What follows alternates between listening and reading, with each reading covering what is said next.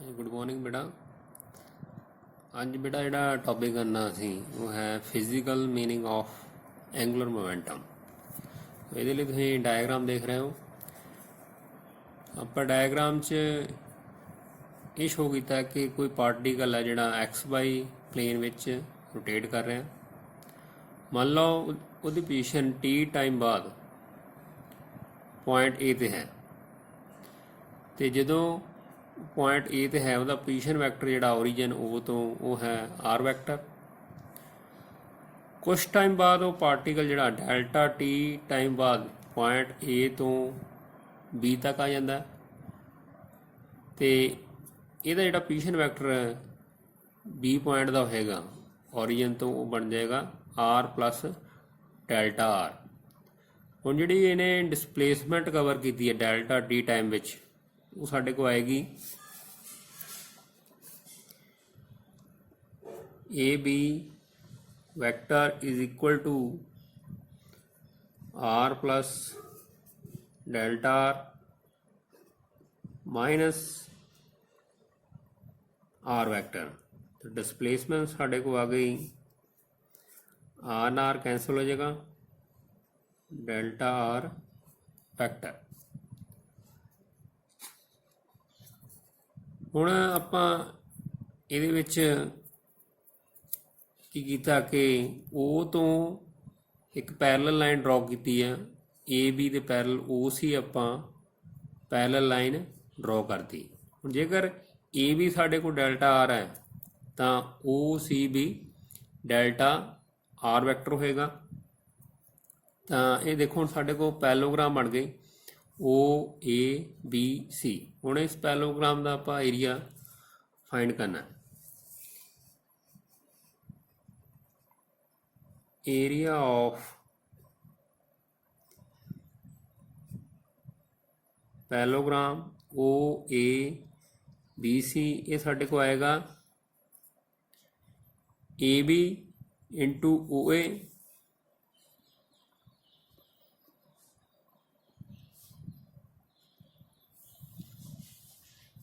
B देखो साढ़े को है डेल्टा आर ते ओ ए साढ़े को है R vector into delta R vector. ये साढ़े को आ गया area of parallelogram O A B सी।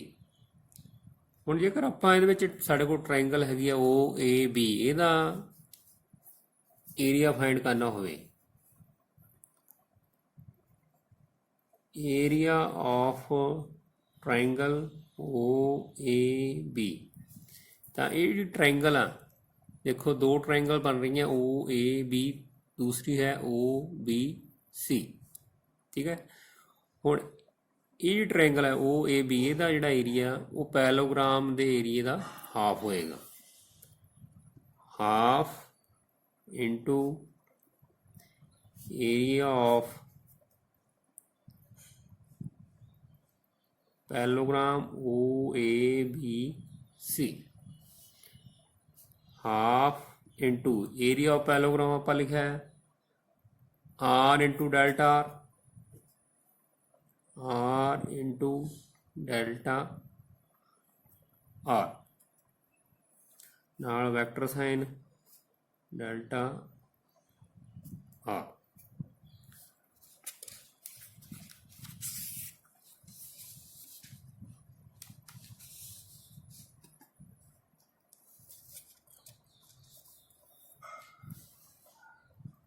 ਹੁਣ देखो बेटा जिहड़ा एरिया ओ ए बी आएगा ये क्या आएगा कि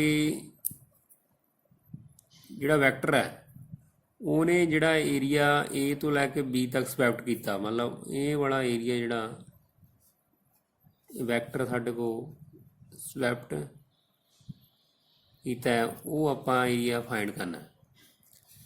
तो area swept is given by delta A vector is equal to half R into delta are.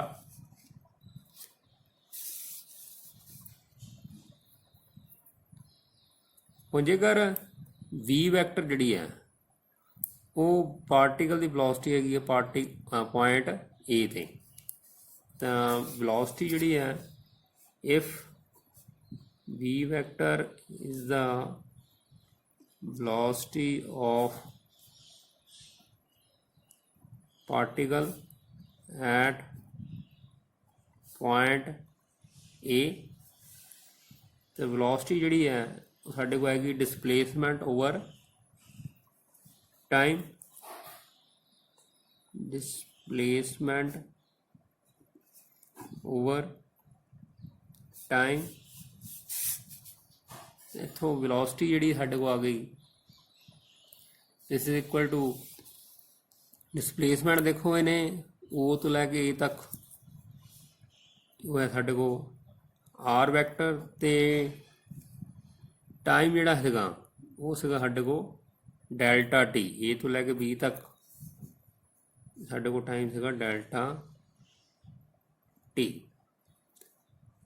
तो वेलोसिटी जिहड़ी है या डिस्प्लेसमेंट जिहड़ी साढ़े को आ गई we cross delta T.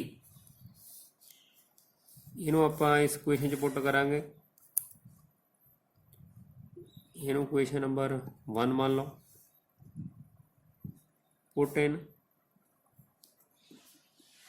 Equation number 1। तो डेल्टा ए वैक्टर साढ़े को आ गया हाफ आर दी जगह आप पुट करांगे we cross delta T.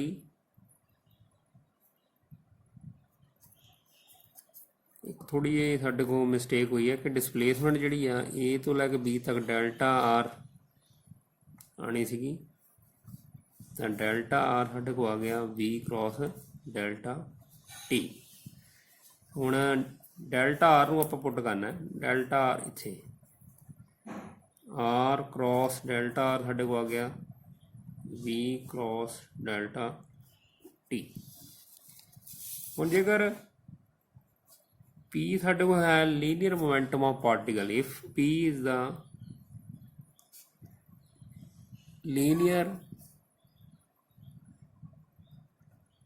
Momentum of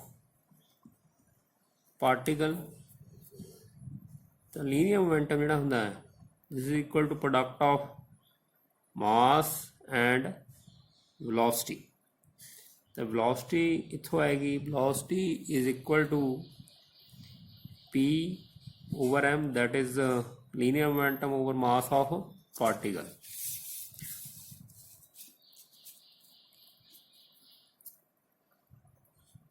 हुण ये वैल्यू जिहड़ी आपां इक्वेशन नंबर 2 है साढ़े को ये च पुट करांगे। Put in equation number 2, delta A साढ़े को आएगा delta A is equal to half R cross V vector. V vector साढ़े को आ गया P over M into delta T.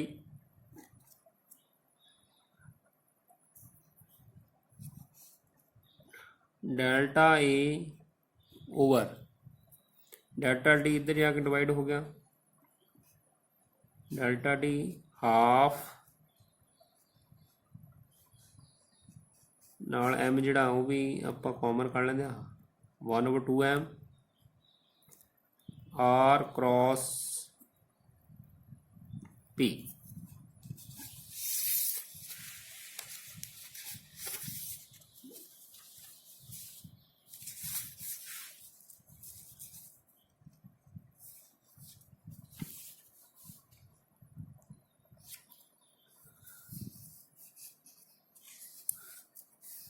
और देखो आर क्रॉस पी जिहड़ा displacement into linear momentum of particle, ये साढ़े को होंदा angular momentum L of particle. This is angular momentum of particle ਤੇ delta A over delta T ਸਾਡੇ ਕੋਲ ਆ ਜਾਏਗਾ 1/2m r ਇੰਟੂ P। ਇਹਦੀ ਜਗ੍ਹਾ ਆਪਾਂ ਲਿਖਾਂਗੇ L ਵੈਕਟਰ। ਹੁਣ ਇੱਥੋਂ ਜਿਹੜਾ ਐਂਗੂਲਰ ਮੋਮੈਂਟਮ ਸਾਡੇ ਕੋਲ L ਆਏਗਾ, L is equal to 2m ਇੱਧਰ ਜਾ ਕੇ multiply into delta A over delta T. तो delta A over delta T area over time am the areal velocity, this is the areal velocity of particle. तो angular momentum L जिहड़ा आएगा this is equal to 2m into aerial velocity, ਜਾਂ ਆਪਾਂ ਲਿਖ ਸਕਦੇ ਹਾਂ ਇਹਨੂੰ angular momentum, this is equal to 2 into mass m into aerial velocity। ਤਾਂ ਦੇਖੋ ਹੁਣ ਸਾਡੇ ਕੋਲ ਰਿਲੇਸ਼ਨ ਆ ਗਿਆ, relation between angular momentum and aerial velocity। So angular momentum is equal to 2m into aerial velocity। तो इस तो बाद एक होर रिलेटेड टॉपिक है साढ़े को relation between torque and angular momentum. Relation between torque, torque में आप टॉ ना लिखते हैं, tau vector and angular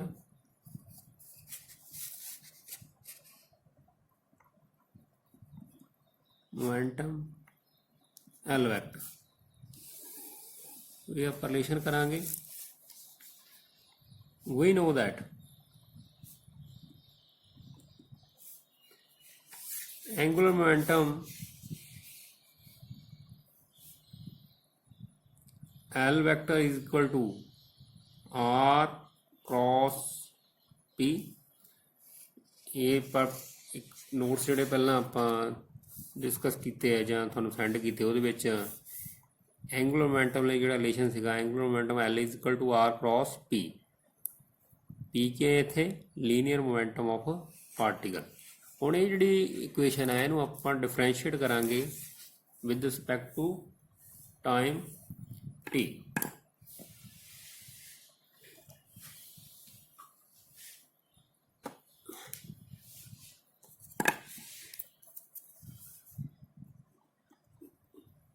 Differentiating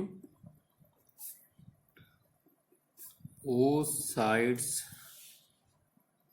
with respect to time t, d over dt L vector is equal to d over dt R cross P।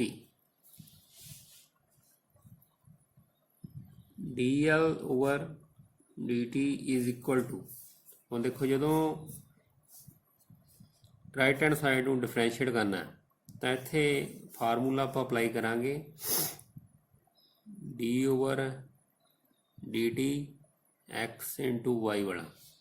ਇਹਦੇ ਵਿੱਚ ਕੀ ਹੈ, ਪਹਿਲਾਂ x ਨੂੰ ਆਪਾਂ ਕਾਮਨ ਰੱਖ ਲੈਣਾ ਤੇ ਸੈਕੰਡ ਜਿਹੜਾ ਫੰਕਸ਼ਨ ਹੈ y ਇਹਨੂੰ ਡਿਫਰੈਂਸ਼ੀਏਟ ਕਰ ਲੈਣਾ ਪਲੱਸ ਸਾਈਨ, ਫਿਰ ਸੈਕੰਡ ਨੂੰ ਵੈਸੇ ਕਾਮਨ ਰੱਖ ਲੈਣਾ ਤੇ ਫਸਟ ਨੂੰ ਆਪਾਂ ਡਿਫਰੈਂਸ਼ੀਏਟ ਕਰ ਲੈਣਾ। ਇਹ ਫਾਰਮੂਲਾ ਹੁਣ ਆਪਾਂ ਇੱਥੇ ਅਪਲਾਈ ਕਰਾਂਗੇ। ਹੁਣ ਸਭ ਤੋਂ ਪਹਿਲਾਂ ਕੀ ਕਰਾਂਗੇ, ਆਪਾਂ r ਨੂੰ ਕਾਮਨ ਰੱਖ ਲਓ, ਸੈਕੰਡ ਇਹਨੂੰ ਡਿਫਰੈਂਸ਼ੀਏਟ ਕਰ ਦਿਓ D over D T plus sign, second ਨੂੰ ਕਾਮਨ ਰੱਖ ਲਿਆ p ਨੂੰ ਤੇ ਫਸਟ ਨੂੰ ਆਪਾਂ r ਨੂੰ with respect to time differentiate ਕਰਤਾ। Also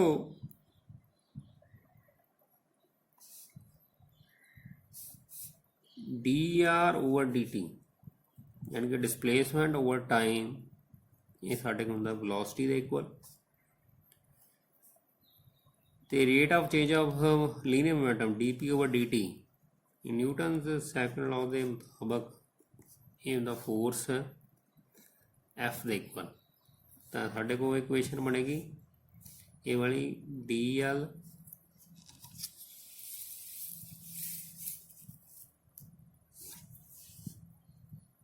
over dt this is equal to r cross dp over dt के इक्वल है f दे plus sign p into dr over dt ये है v दे हुण देखो p ते v ये है parallel since linear momentum and velocity are parallel जेकर ये पैरेलल है इन्हां विचकार एंगल होएगा 0 डिग्री तो P क्रॉस V जिहड़ा साडे को आएगा P V साइन 0 हुंदा 0 तो इन्हां दा प्रोडक्ट जिहड़ा 0 आ गया तो D L over D T ये साढ़े को आ जाएगा और एक हो रहा है कि आर क्रॉस एफ जोड़ा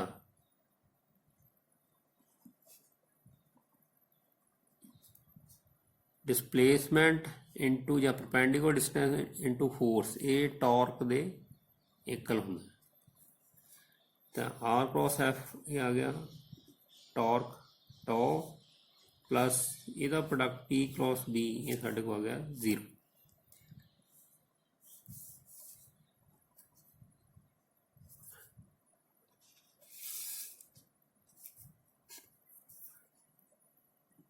DL ओवर DT साढ़े को आ गया टॉर्क